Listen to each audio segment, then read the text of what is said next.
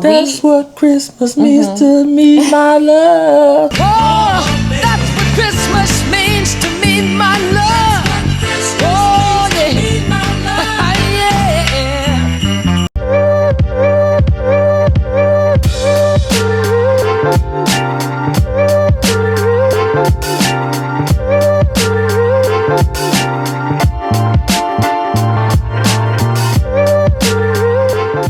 What's up? It's your boy A to the L to the A to the N. I'm Alan. And my name is Nicole. And welcome to the Howze of Love podcast. Howze of Love is a relationship podcast where real talk meets real solutions. Each episode, we dive deep into the tough conversations around love, dating, marriage, and everything in between. So whether you're single, in a relationship, or somewhere in between, Howze of Love offers wisdom, laughter, and the everyday topics hot off the press. Because in the end, Love wins.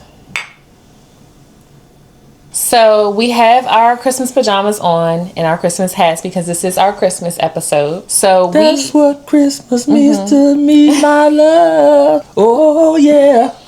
So yeah, this episode is all about Christmas and what Christmas means and all the things that kind of come with celebrating this specific holiday. Absolutely. And I think, a lot of family traditions were born out of this holiday. Yeah. Because we had somebody born in a manger, right? For God so loved the world, he gave his only begotten son. He that believes in him shall not perish, but have eternal life. And I think one of the things that we talk about often during this time is what's the reason for the season? What's the meaning behind the season? Yeah, we have those debatable topics, if you will, or conspiracy theories, right? But we believe what we believe over at the Howze of Love podcast, so that's what's going to continue that's what carried us through January into December, and that's what's going to continue to carry us through. Yeah, and I think so the first kind of segment we want to get into is just setting the tone of what Christmas is and all of the feelings or emotions that comes with Christmas. So for most people, the holiday season is a joyful time. Yeah. Is a time for family. Is a time of memories, the traditions that you have built over your life. But for others, as time goes on, there may be other feelings that comes along with Christmas. Maybe you had a family, you celebrated, and it was so joyful, and then you lost people along the way, and now you have all of these different types of emotions that comes with it. So we want to just kind of get into that traditions, but also like what is the tone when it comes to Christmas? Yeah, and I think that's a good segue for this first one. I think the joyous occasion, right? The happy times, the memories. How many of you can remember Christmases from when you were a kid, right? And how they've evolved through the years. Yeah, you may have had some grief along the way, meaning losing some friends or family members, but the good times overshadow those times of grief or loss, or where you may feel despair. And I think for Christmas, I'm a Christmas baby. I recently just had a birthday. So make sure you check out the birthday episode if you haven't already. Yeah. And we'll link it. Send me a happy birthday shout out. I let me know you watched it and let me know your thoughts. But I think, being so close to Christmas, this has always been my season, even though I do not like to be cold. But this is my season where I embrace family, and even if I didn't talk to most of them consistently throughout the year, this is my opportunity to spend some time and just check on them, see how they are. Yeah, and I think for both of us, one of the reasons we did want to do a Christmas episode is because we both have strong Christmas traditions in our families, where our families kind of do it big. Like this is the boom, the big hurrah for the year. Right. Some people have it as Thanksgiving. We do it for Christmas. And I think for me, just the nostalgic feeling of always doing an annual Christmas sleepover, spending time with family, and even down to maybe as a kid, you may not have gotten the best of the best some years. Maybe some years you got smaller things. Maybe some years you did get some grand things. But then as you get older, you may not get as many gifts, right? Right. As you become an adult, you don't get inflation as many kicks gifts. Inflation kicks in, but that's okay. I think once you get older, for me at least, I don't know about for you. Yes, as a kid, you're excited to open gifts. Oh, what's in this? But as you get older, it's like, I just want to see my family. I want to spend time, because time is precious, right? Yep. So I think as you get older, what makes you get excited about Christmas changes over time. Yeah, and I think, that's that gratitude, and that's that sense of fulfillment, right? I'll be honest with you. I can think of some of the best gifts I got for Christmas, but some of the most memorable times I spent with some of my grandparents, great grandparents. And you know what I got for a gift? I might be showing my age, but you know what I got for a gift? What you get? It's a brown paper sack that had an orange. It had a big peppermint stick. You know, it may had a small box of chocolates, and it was folded up, and it had your name on it, and that was just as special as, you know. And we had those the pecans out of the tree, you know, straight out the tree. Okay, yeah, that may. I don't know if that's showing your age or if that's a regional thing. It might be a regional thing too. I know for me, when it came to, you know, being a child and getting certain things from like my aunts and things like that, it could be a hat and glove set. And it's like, you know, you're just grateful for something. You're grateful to open it and you're like, oh, wow, what did they pick for me? Exactly. Type of thing. True. But let's talk about, there's a lot of gratitude. There's a lot of traditions, happiness, and good feelings. But some people are going through grief and loneliness during the holidays because maybe they did lose family members, or, I don't know, maybe there's something happened in previous holidays that kind of has left them feeling a certain way during the holidays. Well, I think the songwriter said it best. What do the lonely do at Christmas time? And I think for the lonely, having friends, having a support system, you know, taking that time to reset, refocus, maybe start your goals or your New Year's resolutions earlier by writing them down so that you got a head start amongst other people going into January. And I think even though you may feel lonely and you may make a pact to yourself, this the last year that I'm going to be by myself, or this the last year I won't be in matching pajamas, right? Right. Whatever that vision is that you have for yourself, start planning it now, because nothing changes when January 1st roll around other than the calendar, right? Yeah. So if you truly want to be in a safe space, you know, surrounded by a support system, network a little bit. Start, you know, getting yourself right mentally, physically. You know, start putting yourself in those professional type spaces so that you can at least start to build a network or build a friend group, so that there are times that you can lean on them when you feel that moment of despair or loneliness. Yeah, and I think that kind of rolls us into like segment 2 of like, what is Christmas? Is it really about the presents or presents? Ooh, good one. You know? Good one. I would say if I was a kid, it's about the presents. Like what you get me. And if you got me some socks and underwear, I appreciate it, but I'm going to slide that to the side. What's the new toy on the block? Or what's all the commercials that I see? Or maybe showing my age again. But the service merchandise catalog or the old Sears catalog that you used to go through and see all the different toys and circle what you want. Yeah. Now it's the Amazon catalog, right? But I think, you know, as time goes on, it's more about the presence. You're just glad to see the people you hadn't seen all year because everybody's spread out. That's usually the one time. Is it really though? I mean, I do agree. For me, I do like the presence, right? But I think as adults, there is still some people who deep down, even though they may not admit it, that physical presence, actual presence that they open do matter, or even if they don't express it, right? When it comes to Christmas Day and you don't have anything to open or you don't have much to open, if it's a little bit of pain there for some people because they are used to feeling that love as a kid, and then when they get older, it's like, oh dang, I don't get anything anymore. Do you think there's any truth to that? Any validity to that? Everybody's different, right? So I think there could be some validity to that.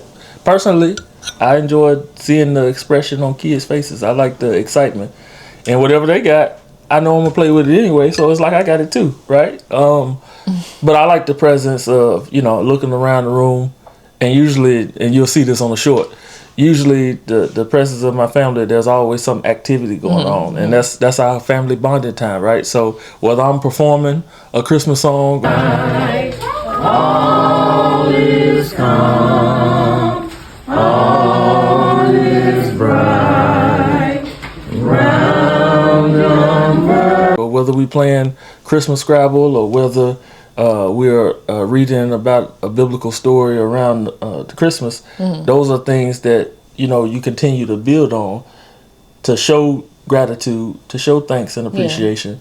But also as you move into the new year, it gives you an opportunity to reset, refocus, recharge, re-energize so that you can push forward. And I think Christmas gives you that jolt of energy. If you've been, you know, hopefully not, but if you've been sad, lonely, or depressed from January to December 23rd, right?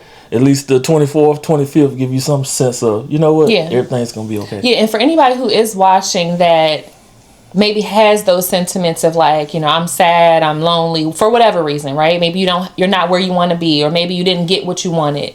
Try to shift your mindset, because at the end of the day, Christmas is about presence, feeling the love, things that money can't buy. Being in the moment. Yeah, being in the moment. And I think ultimately, like, this is a relationship podcast, right? So I think if it is something that you desire to be in a healthy relationship, to have your own family or start your own traditions with your partner, or, wherever you are in life, you want that within a relationship and your own family dynamic. Just take the time to appreciate what you do have, and then just like Alan said before, it's an ongoing thing. It's not going to just happen overnight. You're not going to get to January 1st and things are going to all of a sudden change, but try to do the things along the way that will ultimately get you the relationship or attract the person that you want to build that family and traditions with. Yeah, and I think from there, that's what moved you into the feelings and the thought process of love, right? I think Christmas is love in its purest form, as I stated at the beginning of this podcast, giving us your only son to be sacrificed to the world, in a world full of sin, in a world full of trouble, trauma, and evil,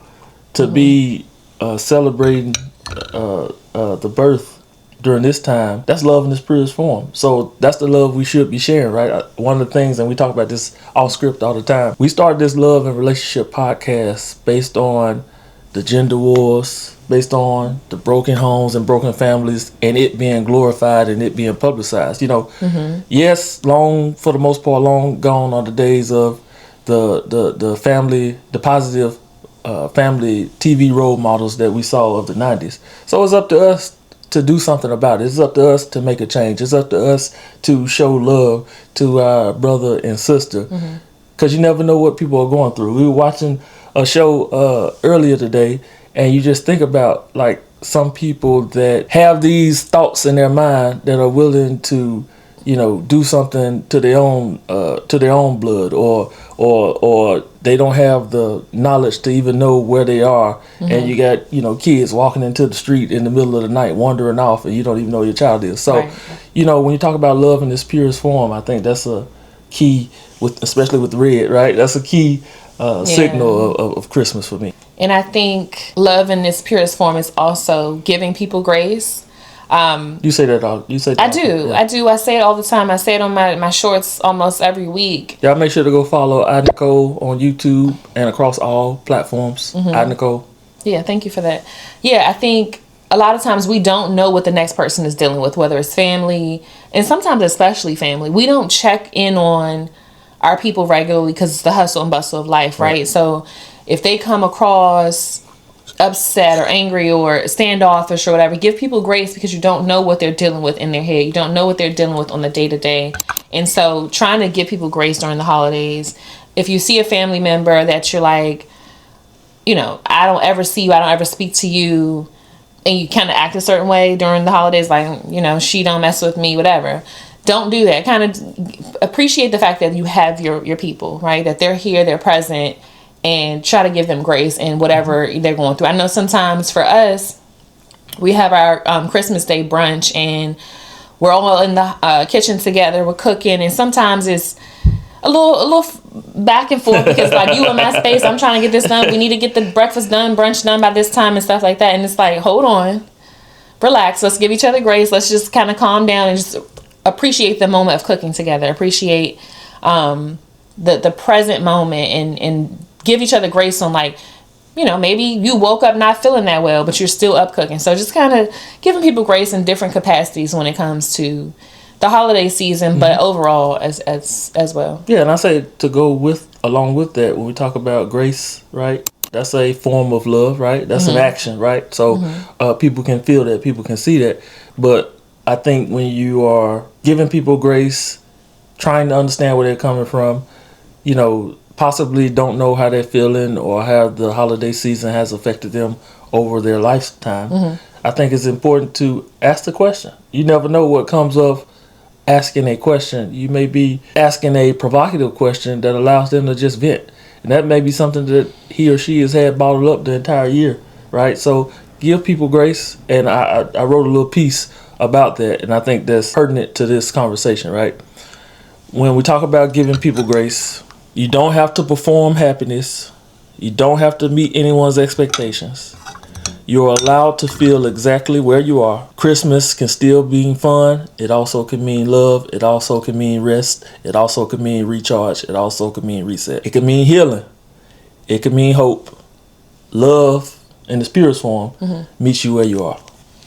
I love that. And I think that kind of, just to kind of almost end this episode, for anybody who is struggling, right, during this time of the year, who, for whatever reason, like there's so many people struggling on the day to day, but I think when the holiday comes in and that person realizes maybe I don't have money to get my kids all the best of the best. Maybe I don't have even money to you know, contribute to the Christmas dinner or whatever you're going through. I think just remember kind of some of the things that Alan just said. It's you're allowed to feel how you feel, and it's okay to sit in your feelings. You know what I'm saying? It's okay to sit in your feelings. It's okay to open up to a family member and not bottle it all in, because I think that makes it worse. So if you are struggling mentally, if you are struggling for any reason during the holiday season and you get a chance to be around family, be open to the idea of being vulnerable, because I feel like that helps you get through some of the humps of that struggle. Yeah, absolutely. And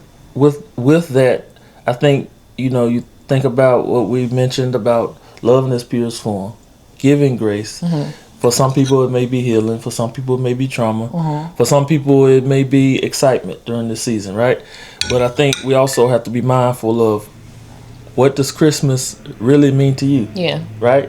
If it's family, it's family. If it's spending time in solitude, it's solitude. If it's goal setting for the upcoming year, it's goal setting. If it's working or continue to work through the holiday to create a distraction, it's working through the holiday. Yeah. So we have to be able to understand that Christmas looks, feels, and is different for different people. So what does Christmas mean to you? Make sure to comment down below on what Christmas means to you. Make sure to like and subscribe to our channel. We're a growing community, and I appreciate everybody that's taking the time to support us, comment, like here or there, or share. So continue to do so. We want to continue to grow this platform. And I think before we end today's segment, really understand what Christmas means to you. Not what society says, not what social media says, not what a family member or a friend says, but what's truly in your heart. I think that's the ultimate goal of this season, to give you a reflective moment, right? To really understand truly where you are now. What are you going to do not to be in the same situation this time the following year?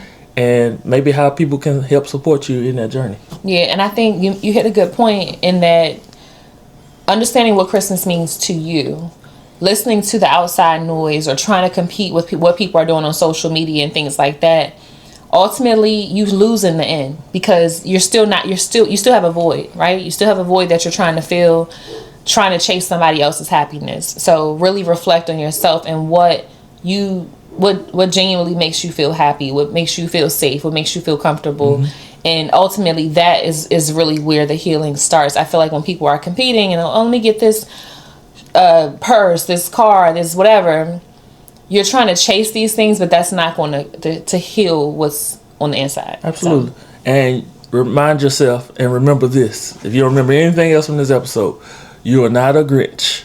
You don't have an empty hole. You have a heart. So what Christmas means to you is in your heart. That's the purest form of love, and that's the love we hope to share to the world.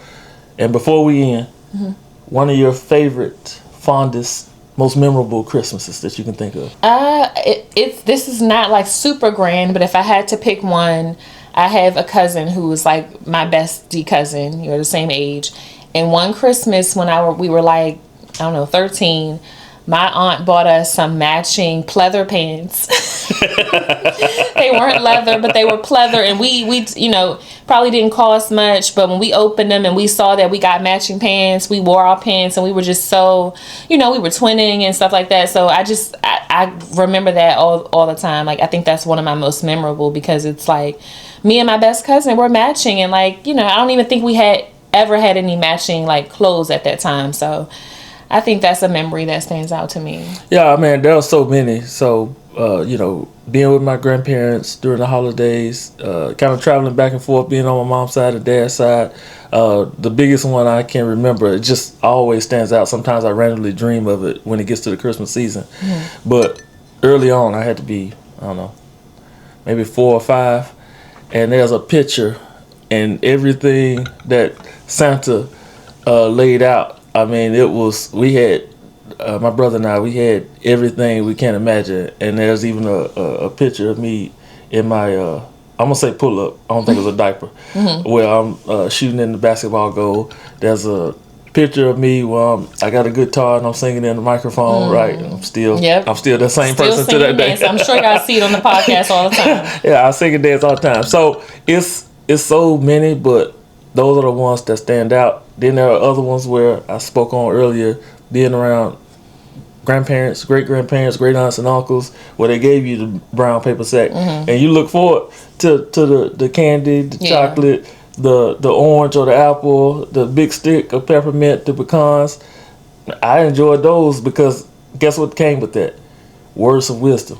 Came stories. Came, I felt like I was tapping into their childhoods and a piece of history, kind of understanding what Christmas meant to them. And for us, I think it was early 70s. Lisa, you can correct me if I'm wrong.